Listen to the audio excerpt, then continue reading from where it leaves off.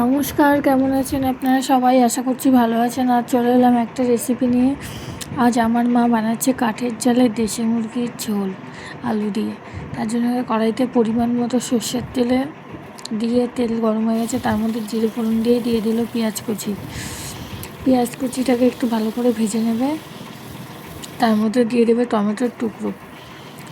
আর এইভাবে কাঠের জালে মাংস রান্না করলে যে কি টেস্টের, অসাধারণ লাগে, বলে বোঝানো যাবে না।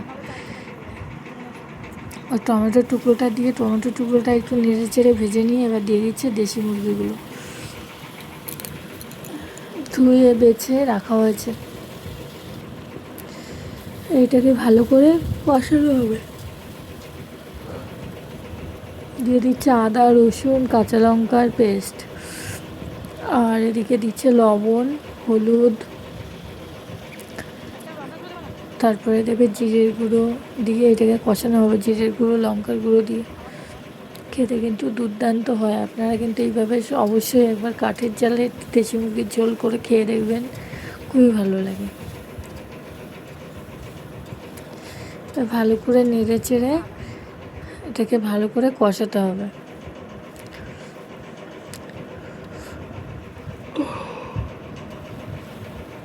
আপনারা কে কোথা থেকে আমার ভিডিওটা দেখছেন অবশ্যই জানাবেন।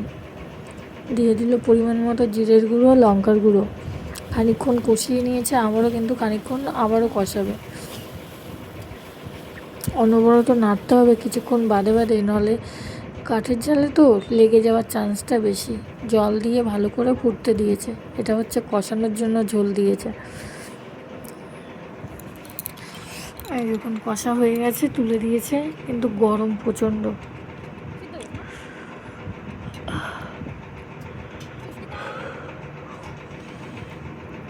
আবারও জল দিয়ে এটাকে ফুটতে দেবে। ফুটে এলে পরে এর মধ্যে দেবে হচ্ছে গিয়ে জিরে শুকনো লঙ্কা পেঁয়াজ গোটা গরম মশলা বাটা ছিল সেইটাই দেওয়া হবে। এটা হচ্ছে স্পেশাল মশলা। আমার পরিমাণ মতো লবণ দিচ্ছে, একটু লবণটা কম হয়েছিল। আর এই যে সেই মশলাটা গরম মশলা বাটার সাথে দিয়ে গুলে দিয়ে দেওয়া হবে নামানোর আগে। আর এই মশলাটার জন্য ঝোলটার টেস্টটা আরও দুর্দান্ত হয়েছিল। অবশ্যই আপনারা like comment share and subscribe করে পাশে থাকবেন। আর এবার নামিয়ে নেওয়া হবে তরকারিটা।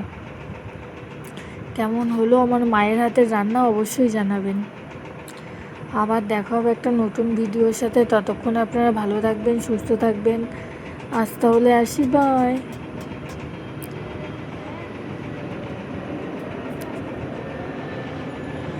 এটা কমপ্লিট হয়ে গেছে।